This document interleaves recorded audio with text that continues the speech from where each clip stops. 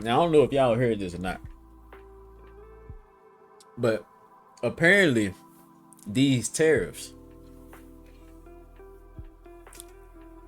they about to have us not probably having coffee, dog. See, I didn't know Brazil was the #1 coffee maker.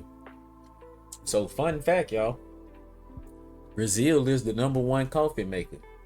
And if you a coffee lover, well, might not want to be Team Trump no more. Because they pissed. Let's see what they got to say about it. Let's get to Kate with the impact on coffee and the fallout for restaurants. And coffee prices had finally been coming down, right, Kate? Yep. Yeah, that's right, Kelly. So Brazil is a key import partner for U.S. coffee retailers, accounting for about 22% of U.S. coffee imports last year, about 20% over the last 5 years. The next largest is Colombia at 17% last year, 19% in the last 5. That's according to research from TD Cowen. Now, the two names that have exposure here, Starbucks and Dutch Bros, which TD says source 22%. Two of the biggest coffee restaurants, by the way. So, I know a lot of people who love Dutch Bros, bro.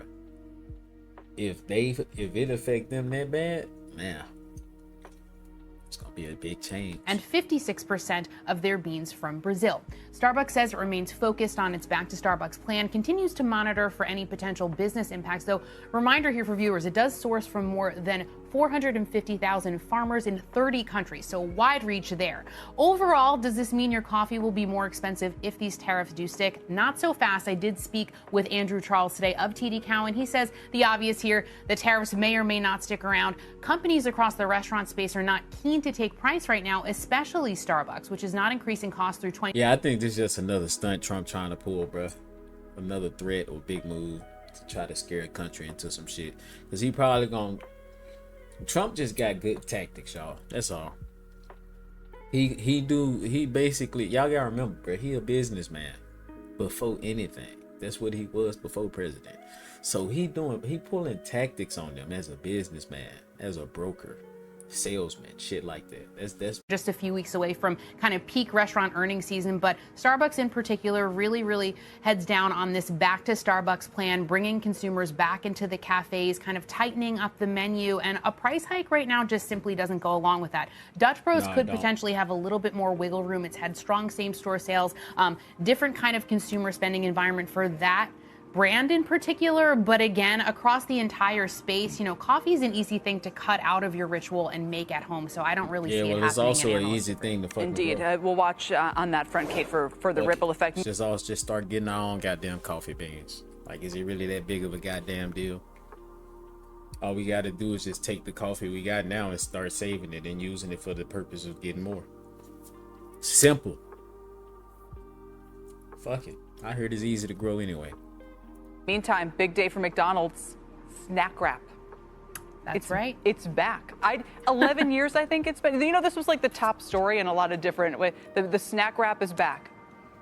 It is back, and it's what the fuck is a snack wrap? The fuck are they talking about? That sound, bro, what the fuck? Something franchisees had been asking for, you know, for several years, so we'll see how it performs. But I think, bro, I don't know why, but this woman right here, she look a little bit like Miranda Cosgrove to me. Like, I've been peeping at this whole time. I didn't want to say it, but I'm like, she really looked like her ass right here. I think a lot of excitement there. See if it brings in that lower income consumer, because remember, that's something that McDonald's and a lot of the fast food players in particular have been struggling with. All right, Kate Rogers for now. Thanks. Appreciate it. Thank you. Coming up, the browser. Yeah, I don't give a fuck about nothing else y'all talking about. But yeah, we have to go over that coffee shit though, because I don't drink coffee. I don't give a fuck about coffee. I never gave a fuck about coffee. Fuck it. Don't give a fuck about it. Don't argue with me, argue with your mama. I just don't give a shit about it. I've never been a coffee drinker. My wife love it though. She'll die for the shit. But that's why I was showing it, because I know we got a lot of coffee drinking ass niggas in the US, man. And I know y'all want that shit, and this probably can affect it. But like they said, Trump just playing a bluff with him, bro. He ain't gonna fucking do that shit to Brazil. Like, why? When the last time Brazil ever did something to us? They don't send illegal immigrants over here. They don't even fuck with us. Brazil love us. The only time they do shit with us is with sports, like fucking the World Cup and shit, bro.